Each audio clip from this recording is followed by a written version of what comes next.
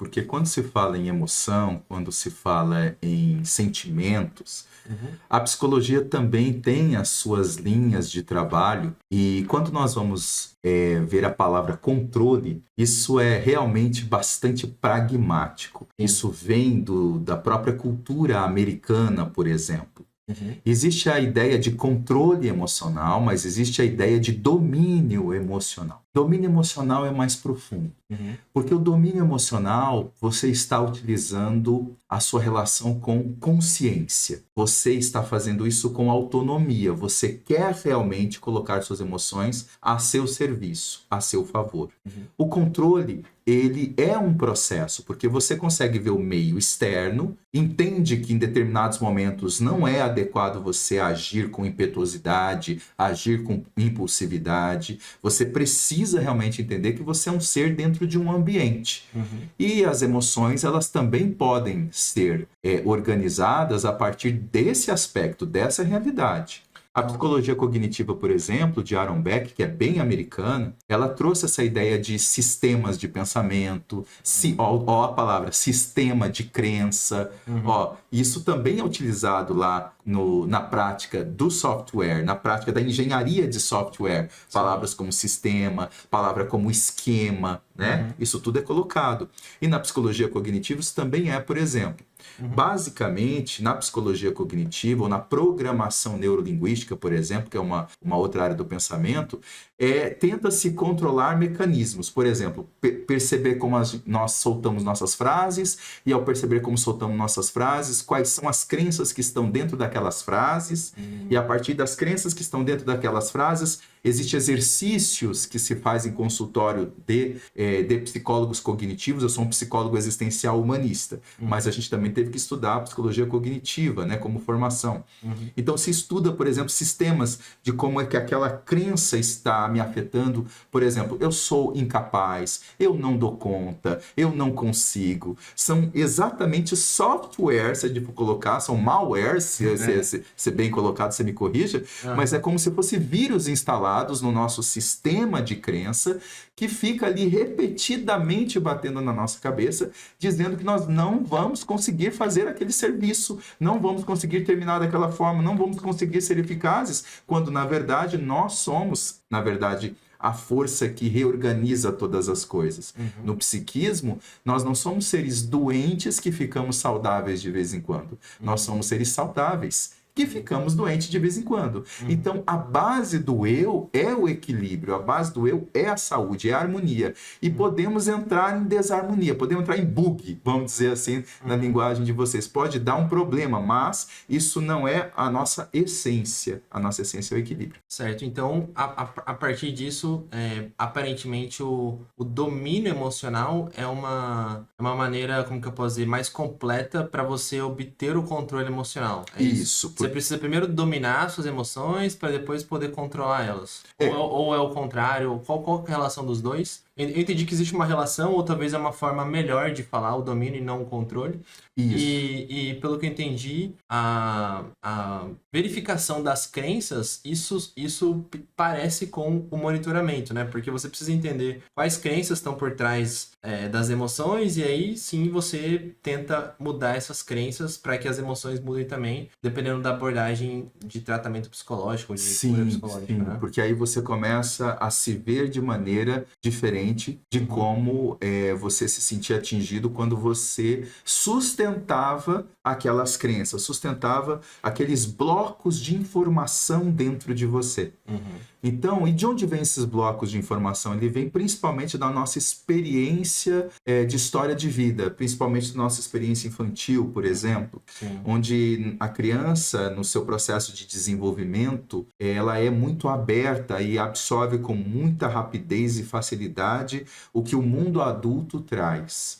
Então, quando isso acontece, a criança acaba entendendo e absorvendo isso de forma muito complexa, porque além dela absorver as informações do mundo adulto, ela também absorve os traumas dos adultos. Os adultos não colocam apenas ideias e opiniões, os adultos também colocam traumas, também colocam crenças negativas, também colocam imagens distorcidas de si mesmo para a criança, e como se ela fosse, né, esse sistema que vai assimilando o software da vida, ela vai captando tudo isso, mas ela não tem criteriosidade, ela não tem juízo o suficiente para dizer, não, isso aqui é bom, isso aqui eu não preciso, isso aqui não faz sentido. Ela só vai começar a ter isso lá na idade, saindo da adolescência para a idade adulta, num borbulho de conflitos. E o que são esses conflitos? São esses choques de informações entre o que foi passado ali, essa cadeia de informações que ela recebeu, com as experiências da vida mesmo que ela está, que também faz com que ela regule o seu eu. Sim. Então ela acaba entrando num choque, mas espera aí, isso aqui não é para mim, eu não quero mais fazer como meu pai fazia, não quero fazer como minha mãe fazia, e aí a pessoa começa a entender, opa, não é por aí. Sim. E aí a gente já usa essa evolução, né, do assunto do que é o controle emocional para entrar no próximo, que é justamente a percepção emocional, que aí, né, a criança um pouco mais adulta começa a perceber as próprias emoções, né? Então acho que seria importante entender também o que é percepção emocional, controle emocional, como a gente já falou, que é dominar as emoções e etc. E o que é ego e egocentrismo, porque o ego ele é um mecanismo que, de certa forma, reflete a sua capacidade de perceber e controlar as emoções também, não? Ele possui, como que eu posso dizer, esses softwares que foram implantados em toda a vida da pessoa, que são essas crenças, e de acordo com a capacidade da pessoa de perceber as emoções, controlar as emoções ou dominar, que aparentemente é uma forma mais abrangente, mais completa de falar, ele consegue dominar o ego e como que eu posso dizer, sofrer menos com o egocentrismo, que é atender às vontades do ego, né? Tem relação essas coisas ou não?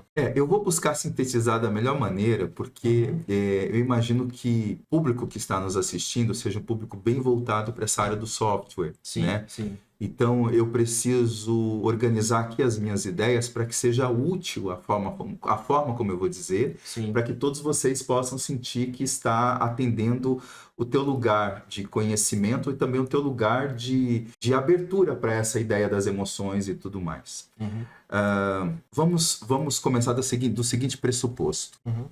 Nós somos dotados de desejo, certo? O ser humano é dotado de desejo. E esse desejo, ele não se organiza em ordem por si só. O desejo, ele é caótico opositor. O que significa isso? Que se nós deixássemos o desejo, ele tentaria todas as coisas a todo momento, a toda hora, sem parar. Né? É uma busca intensa por um estado de prazer no ser humano. Mas nós somos regulados pela sociedade, pelas regras da sociedade, pelas leis da sociedade, pelos processos sociais também. E isso ajuda a organizar esse lugar onde o desejo deve ficar dentro de nós. O ego, ele é uma instância. O que é instância? Ele não consegue ser comprovado. Se eu falar assim, não, tá, vamos dissecar o Agostinho e vamos achar onde que está o ego dentro dele. Nós não vamos achar esse lugar do ego, como a gente também não vai achar sua inteligência. Cadê a inteligência do Agostinho? Né? Cadê o amor que o Agostinho tem pela família? Não vou encontrar isso dentro de você, mas ele existe, ele é real. Mas nem tudo que é palpável, a gente pode dizer que não é real. Muitas coisas são reais, mas não são palpáveis em si. Né? Mas existe. Então, quando nós entendemos que existe, mas não é palpável, a gente entende que o ego, ele é uma estrutura no nosso psiquismo que nos ajuda a relacionar com o meio, com a realidade. Por isso, por exemplo, nós precisamos ser nominados. Quando tem um nome, quando você é filho de fulano, você tem um nome, você mora em tal cidade, você nasceu em tal lugar, essas informações todas, de onde eu estou, qual o meu nome, de onde eu vim e tudo mais, eles estão nessa instância psíquica do ego. Então tá bom. Então eu sei que eu sou afro, eu sei que eu estou aqui em Cuiabá, eu sei que eu trabalho como psicólogo. Tudo isso e nos ajuda a centrarmos numa chamada realidade. Né? O que é a pessoa que ela sai da realidade, chamado que ela está num processo de alienação? Ela não está conseguindo se organizar nas informações básicas da vida. Uhum. O problema é que o termo ego, ele é extremamente elástico. Ego no budismo é uma coisa, ego para Freud é outra coisa, ego para Jung já vira outra coisa, ego para Rollo May, que é um outro psicólogo, também é outra coisa. Então, ele tem certas nuances diferentes, mas a gente vai centralizar aqui ego como essa instância psíquica que nos faz nos relacionarmos com a realidade. Certo. E aí é que entra o processo. Quando a pessoa fala assim, você é egoísta, você é egocêntrica, ela está indo para um campo onde esse ego, ele vem lá de estudos ou de preceitos filosóficos lá atrás, tá? No caso, dizendo que a pessoa, ela é muito centralizadora, ela só pensa nela mesma, ela se ocupa só consigo mesma e ela não tem certas virtudes, não expressa certas virtudes como generosidade, como solidariedade, né? Como a amabilidade que seja. Então a pessoa está naquele lugar. E o que acontece? Ela acaba vendo as coisas só a partir do próprio prisma. Então egocêntrico é esse que ele em tese deveria ter essa instância psíquica de ver a realidade a partir de informações várias, mas ele acabou centrando só no que ele quer ver. Então, ele, na verdade, distorce o que existe ao entorno dele para ter ele cria uma realidade, na verdade, a partir do olhar que ele quer ver sobre um ângulo.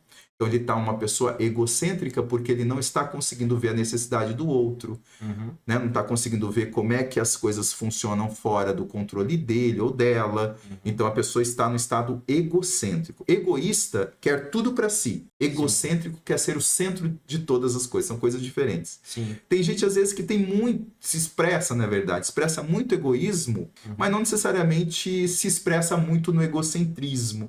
Não é que não seja não é que eles consigam andar tão separados assim, mas existem distinções. Sim. Tem gente que gosta de ser o centro, e às vezes até para ser o centro das coisas, num processo egocêntrico, ele aparentemente é generoso, não quer muito, ele até doa, mas desde que ele fique no centro da admiração. É o que doa por ego, né? Doa por ego, é mais por marketing. Ele doa porque ele se projeta de uma forma caridosa, que ajuda as pessoas, e aquilo alimenta o ego dele. Né? Pseudo-caridosa. Pseudo-caridosa, porque na verdade... Não é benevolência. Não é né? benevolência. Sim. Então, esses mecanismos todos, né, eles vêm da onde? Eles vêm dessas distorções de crenças, dessas, vamos chamar assim, dessas falhas no software do ser, Sim. que podem ser reorganizadas. Podem ser reorganizadas. Por isso existe a terapia, né? Por isso existe os cursos de autoconhecimento, por isso existe as experiências de meditação que a pessoa possa fazer e começar a entrar. Você faz muito meditação, né? E esse processo de meditação, a gente conversando, te ajudou muito nesse caminho. A meditação é um recurso valioso. Sim. E hoje grandes empresas, grandes corporações, a Google, Apple e outras grandes corporações fazem uso da meditação, estimulam seus colaboradores justamente por isso.